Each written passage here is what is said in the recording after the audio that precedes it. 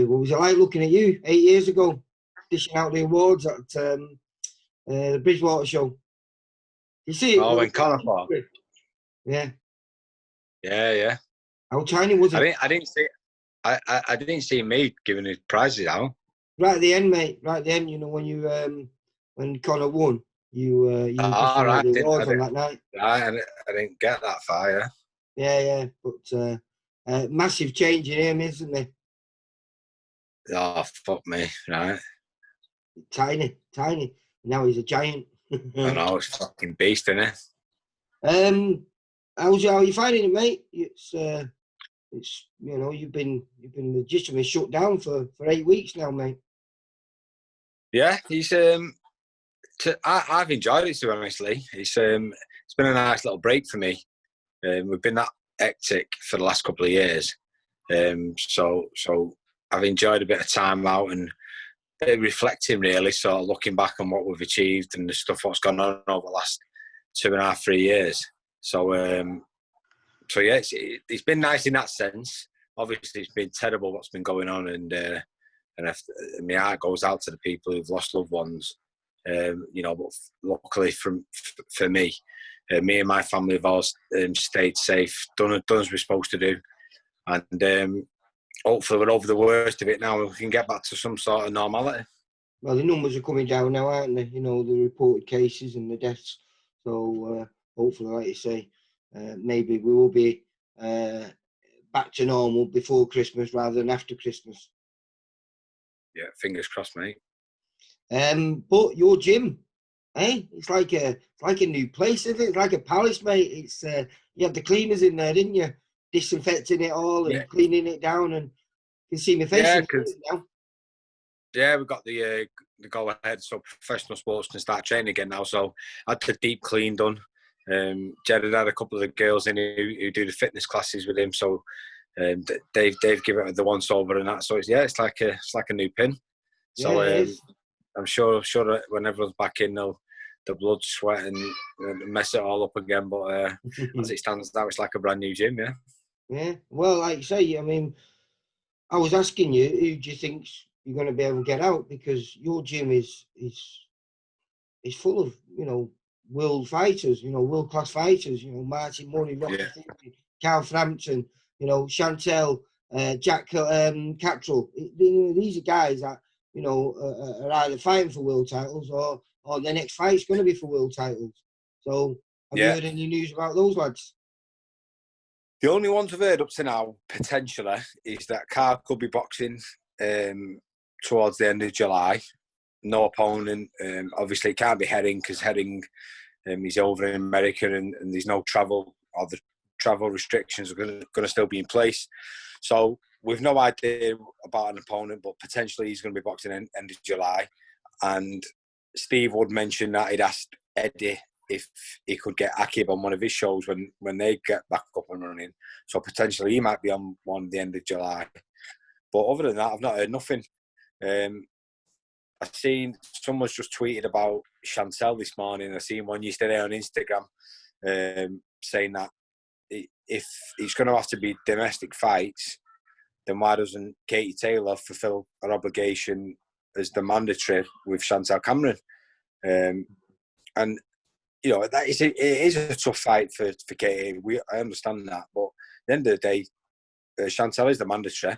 It's a great fight for women's boxing, and you know, maybe there was potentially other fights there for Katie, and so we understand that where the challenge are coming through, but maybe the situation as it is, that might be the only viable fight for her. So I'm hoping that if a big fight can be made for Chantelle, that it's Katie Taylor.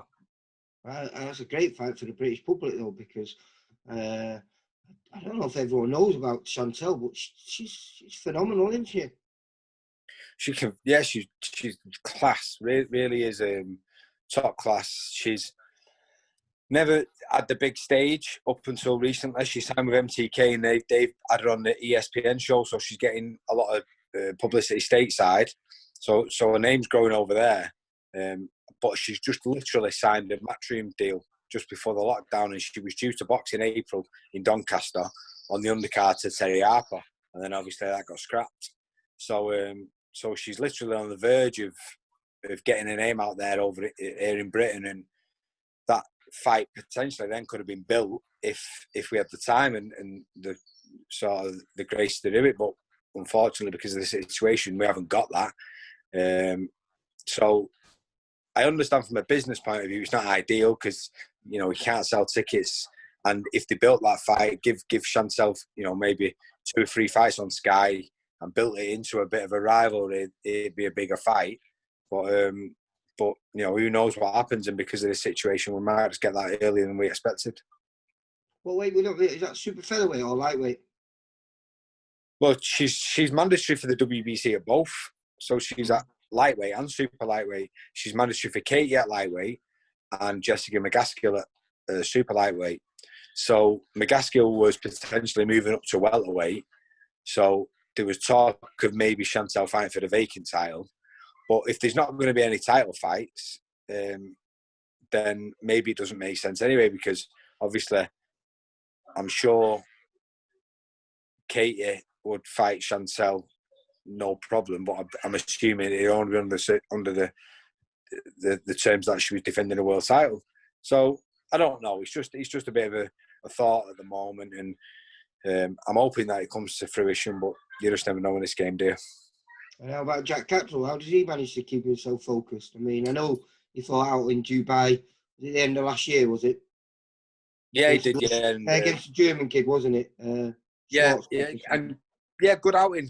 Tough kid, fought a tough kid, and performed really well. Showed some improvements what I've been asking for over the last 12, 18 months. Showed nice gears, bit of tenacity.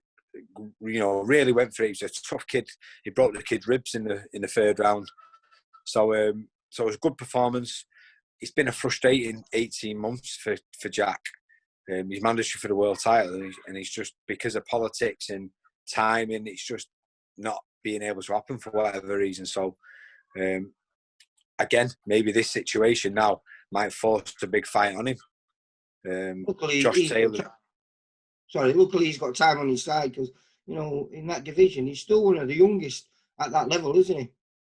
Yeah, he's experienced because he turned pro young. So he's 25 and he's got loads of experience for such a young head and a young body. You know what I mean? He's not got a lot of miles on the clock. His defence is really good, so he looks after himself in that way. So he's mandatory for Ramirez. That fight's not going to be able to happen anytime soon. So, you know, a fight like Josh Taylor, if they're only talking about domestic fights, is a massive fight.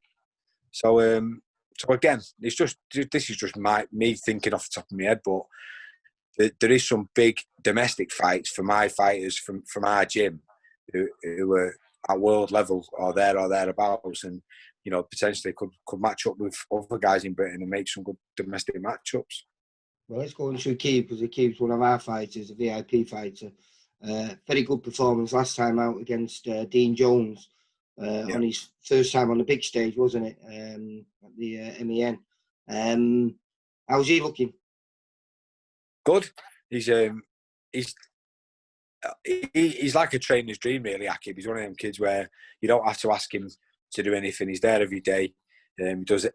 You know, you're coaching him something, you ask him to try to do a certain thing, and then you turn around 5 minutes later, he's on the bag practicing exactly what you've asked him to do. So he's a sponge, he's young, he's enthusiastic, he's got all the right attributes to go all the way, and now he's got this deal with Matchroom, so he's got a platform to do it. So yeah, it was good for him to get out on a big show, good experience. He's a big ticket seller, so it's easy for him to do a deal with a big promoter like Eddie, and Eddie will guide him in the right way. And like I say, he is young, but in terms of ability, he's 20 years old, but when I speak to him, he wants to move quick, doesn't he? He wants to be in those 50-50 fights. He wants those titles, you know, as soon as possible, doesn't he? Do you feel he's ready for them? Well, he's not ready for just yet, but I definitely think he'll be ready sooner rather than later. Certainly before you would generally start asking someone to step up to, if you was talking about, or you was thinking about a British title or, an eliminator for a British title, you're usually talking 15 to 18 fights, bit of experience. You've sort of ticked a lot of boxes. But we've matched him quite tough early on purpose because I don't want him to have 10, 14 journeyman sort of level fights and him not learning anything about himself or about the stuff that we've been going through in the gym. And then when he eventually steps up against in a 50-50 or a 60-40, it's the first time he comes up against any sort of fight back or, any where he's put under the caution, put on the back foot. So in his second fight, he was under that, in that situation. You know what I mean? Ben Fields is a handful for anyone, and he went. Yeah, I think he went 3 fights on the bounce. He turned someone over after that, and he beat a couple of unbeaten kids. So it was a risk. I'm saying you should have been fighting for the Midlands area title just before lockdown on March the 29th. He should have been fighting for the area title. I think coming off, I think he'd something like 7 fights with 6 wins and just losing a fight to Lee Appleyard, who's far more experienced than him and fought at a much higher level. Of course, and he's naturally much bigger than Aqib. We took it on a day's notice, and it was a risk, but it was a calculated risk because I know how good Aqib is, and he had to fight him in a certain way. And Aqib is one of those kids who he loves entertaining, he loves having a fight, but he can really box, and he neglects that sometimes because of his love for the fight. So Ben Fields was a perfect match for him because he had to stick to his boxing, otherwise he would have lost the fight. And I made it clear to him before it. I said, listen, this is a risky fight, but education-wise, this will be perfect for you in the long run because you've got to stick to a game plan. And it was only a 4-rounder, but you generally have to do that. So, in terms of progression, you wouldn't maybe have to stick to a game plan until you get to an 8-rounder or a 10-rounder. And then it's got to be followed through for a longer period then. So we've enabled him to do it first over 4 rounds against a tough guy.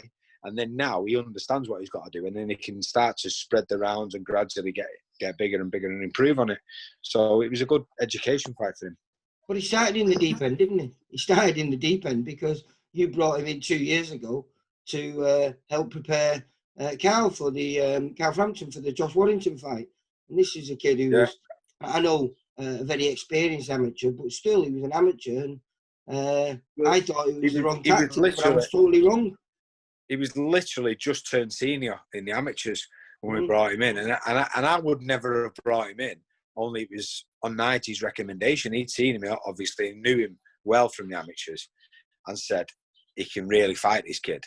And he'd be ideal to use as a sparring partner, sort of mixing in with somebody else because he was so young. And he said he'll definitely give Carl 4 hard rounds, and he's got that tempo like Josh Warrington. So I said, okay, bring him down. We'll see what he's like. He might be in the deep end a bit, but we can give him 2 or 3 rounds or whatever. And he fucking did brilliant. He did really, really good. And after a minute of the first round, I turned around to the guys and I went, "Fuck me, this kid can fight." And he went, "This is that kid I was telling you about. When he turns pro, he wants to come with us." So obviously, as soon as he asked, I had no hesitation and I'd taken him on. No, like so I've followed his career from when he was a young chubby little kid, like 60 kilos, and what an achievement that is. Northwest Regional Champion 9 times, all at the same weight, from the age of 11 years old to being 19. Yeah, exactly. And it has took a lot of hard work for him to get, because he was a big kid when he was a big lad when he was younger, and he's still progressively getting it down now. So he's boxing at around about lightweight, but a couple of times he's weighed in on the day, only weighed in the day before last time I had his show. So we think he can get down to super feather, maybe even featherweight. My preference is super feather because I'd rather him get down to a healthy weight, but then fill out and allow his body to naturally. 20 years old There's no restrictions, is there? You got to allow him to go. Exactly. So I don't want to drag him down too much. I want him to be a healthy sort of weight, but at the same time, if the weight's there to shift and he gets down to 9'4" and he feels healthy, then why not do featherweight? And I tell you what, if he gets down to featherweight and he's healthy and he's strong, he'll be Scary. Oh, mate, honestly, because he sparred Jack Catterall, who's 10 stone, and because he has Huge been 10 stone. yeah, He's big 10 stone, isn't he? because he's been fighting heavy naturally from being a kid.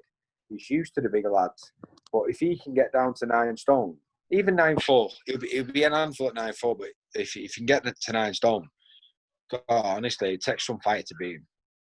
Yeah, no, I don't dispute that, mate. Well, what about Rocky Fielding and Martin Murray? I mean, both world level. Rocky had a fantastic performance last time out at the Olympia, didn't he? Yeah. It was a fourth round stoppage. It was a lovely little Second round stoppage. Yeah, it was a big knockout combination, and it was just one of the best what I've seen him do that. Yeah, Rock can punch like a fucking mule. Honestly, his record doesn't suggest it. He's a lot of his power is in timing, so it doesn't really work against journeymen who are shelled up and looking at surviving. So his best wins are always going to be against better fighters, where they come to win. But Rock and Martin are both in that situation. Martin's probably the last year of his career, so this has come at the worst time for him. He's only just got his visa, so he's potentially going to get a big fight out in America. So that looks like it's on hold. So him and Rocky are at that stage of the career now where they're just waiting on them big fights, and how they come about in this, in this situation, I don't really know. But again, the management team are working on it and just trying to get the opportunities for him. What about him and could be him and John Ryder again? Because John Ryder's done well for himself since Rocky beat him. Yeah, there you go. Well, that's another. So that's a domestic match what could be made, maybe over 10 rounds, and it's sort of fringe world level, and a great matchup for the fans. They've got a bit of history. It was a close fight, the first fight. So yeah, why not? And Ryder's had some good fights and some good wins, and he's unlucky against Callum Smith last time. He gave a great performance. So yeah, that'd be a great match for the British fans if that could be made. Finally, is Sean still training with you, Sean McGoldrick? Yeah, Sean. My day before the break lockdown. Yeah, I was on the phone. In fact, Sean mentioned that Matchroom had offered him a fight on one of their things as well, but he wasn't sure about the date. So I'm waiting to hear back from the management on that one. But yeah, Sean's obviously he's in Wales, so he can't even just nip in the gym. Potentially, because Dave Allen's come now and I've just got to get onto that as well. Because he's been added to your stable, hasn't he? A big heavyweight. Yeah. I mean, that's the final piece of the jigsaw, isn't it? For a trainer to be able to train potentially, a future champion, eh? Well, he's got loads of potential, Dave, and from the conversations we've had, he's never really trained properly for the fight, only maybe one or two. So, which is scary when you think about, he's such a likable character and he's so popular, and he's had some good wins, some highlight reel knockouts. So when you think that he's never really trained properly, it's a scary thought. And when I've watched him technically and I've listened to him sort of coaching Danny, and he really knows his boxing. So if he can sort of link the two together and get his boxing brain linked into it physically with himself, and putting into a good work ethic.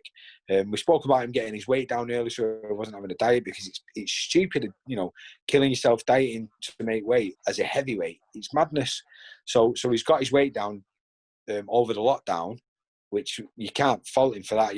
It's tough work staying disciplined when there's nothing on the horizon. So he's done it. So he's put himself in a perfect position now that once we get to work, we can work on.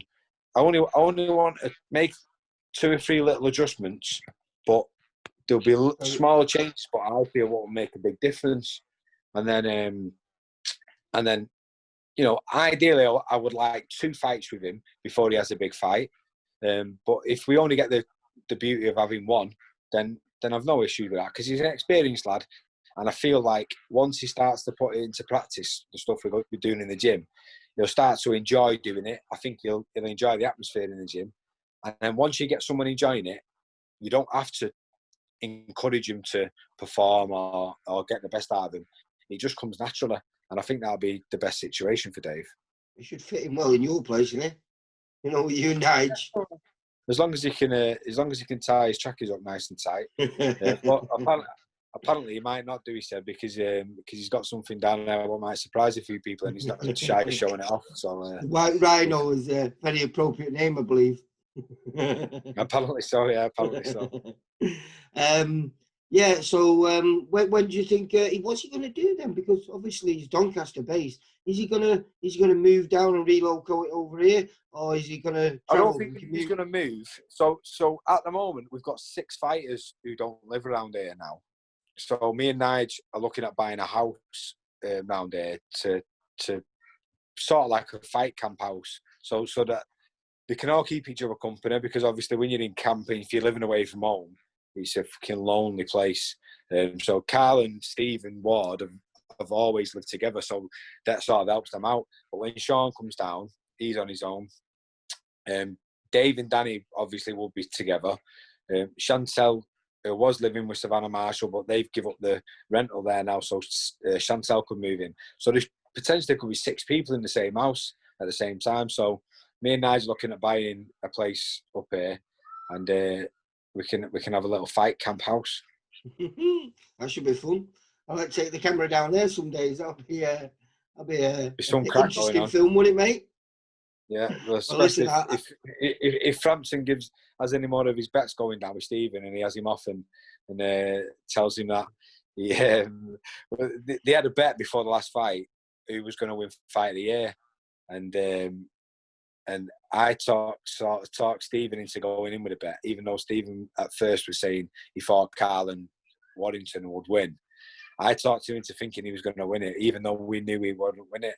And the bet was that he had to wear whatever T-shirt Carl said he had to wear at the weigh-in for his fight in Vegas. So he made him wear a vest. On the front of it said, "I'm not gay, but $20 is $20." So yeah, honestly, get the camera. Do you know that's not even spoke about Stephen Ward, have we? I forgot about Stephen Ward.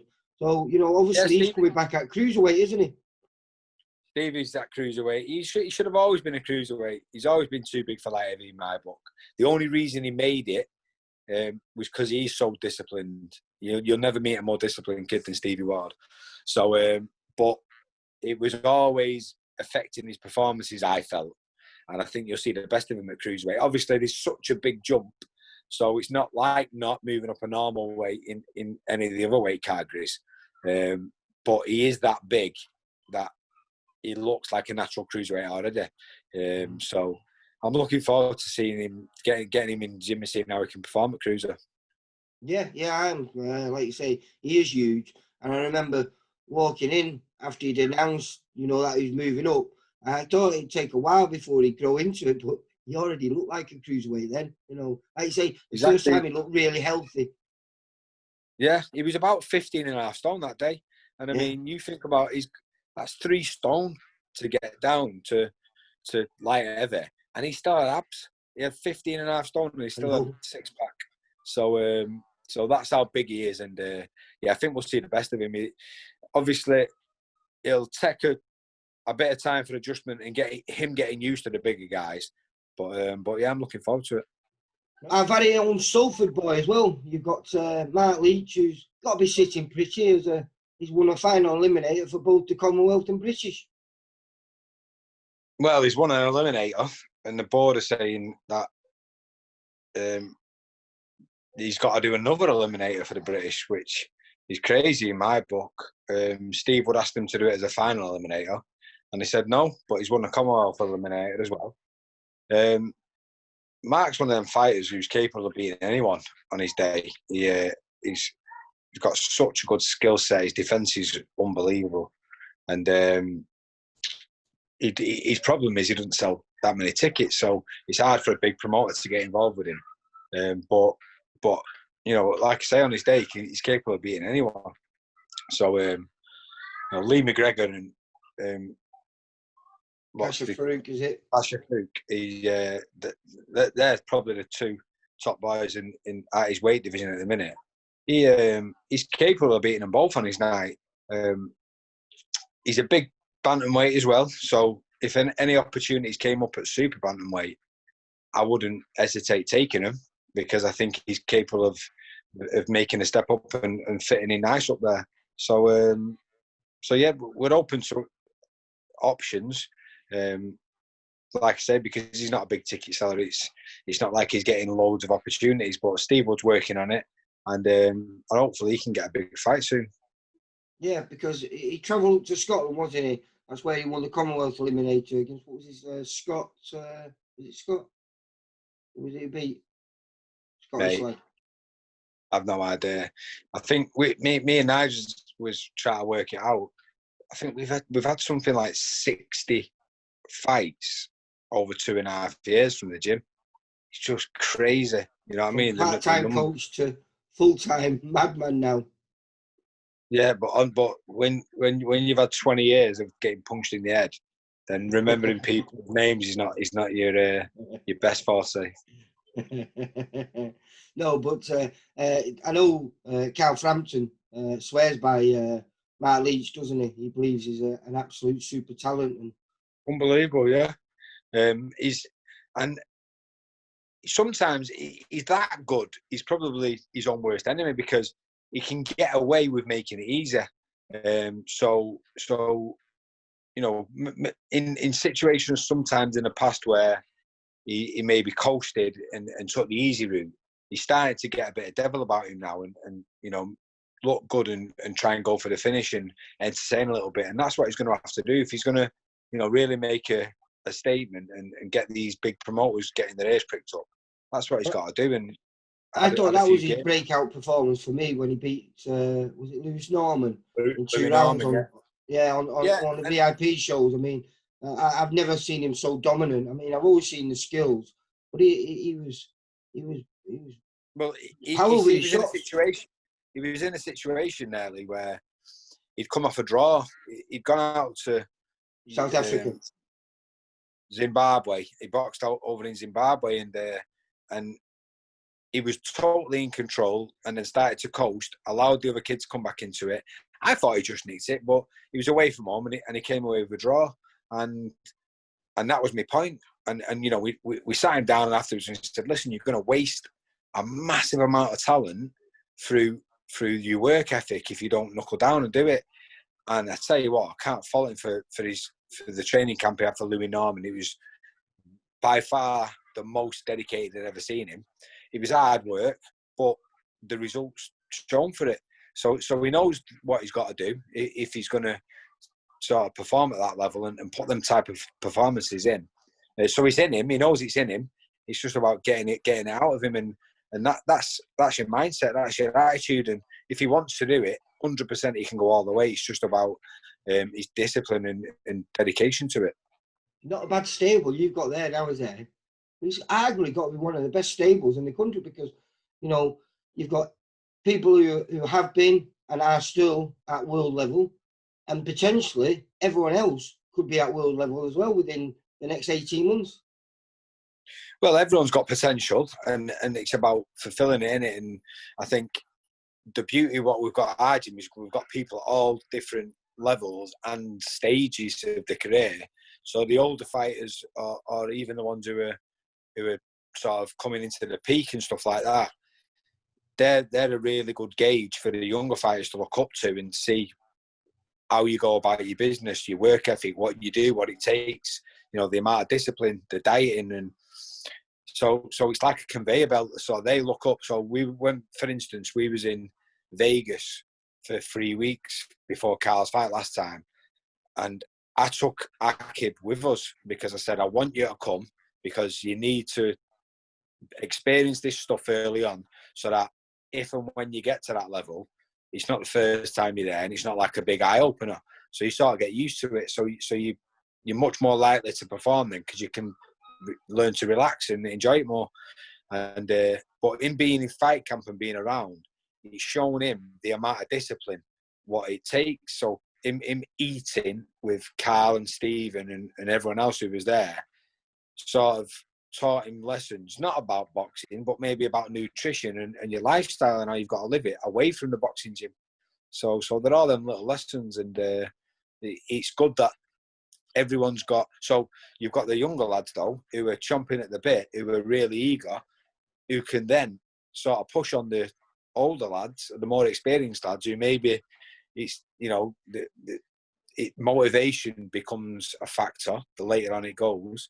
And then you've got these young whippersnappers chomping at your heels, and they sort of push you in the gym then, because then your mindset starts to go, I'll show this kid who's boss. And then the kid's going, I'm going to beat Carl Frampton because he's fucking 2-time world champion. So they end up competing against each other, and it pushes you to make yourself better. Yeah, no. Like, how do you and Nigel cope with this? Because, I mean, you were one step away from it in your career, you know, European champion and everything. Never quite got your world title shot. But seems to be, as you just said before, almost every weekend, like over the last 2 years, you've been involved with a world title shot. It's just, I think, I'm a big believer in everything happens for a reason. So, you know, I'm happy, I'm content, I'm over the moon. The gym's going the way it is, and the experiences what we've had over the last couple of years, just amazing. So, you know, if my life would have gone down a different path in a different direction and I'd have won a world title or whatever, I might not be sat here with the same sort of mindset as what would have happened now. So I wouldn't change a thing. I literally would not change a thing what's happened in my life, because it's led me to this point, and I'm a happy boy. Yeah. Well, like I say, it's a great place to be, and you and Nigel Travis are a brilliant team. So long may the success continue, mate. Like I say, a bright 2021 for you, and maybe get a few more world champions again, eh, mate? Fingers crossed, mate. You never know. It won't be for one to try and. See you later, Jamie. Take care, mate. Bye. Cheers, pal. See you then.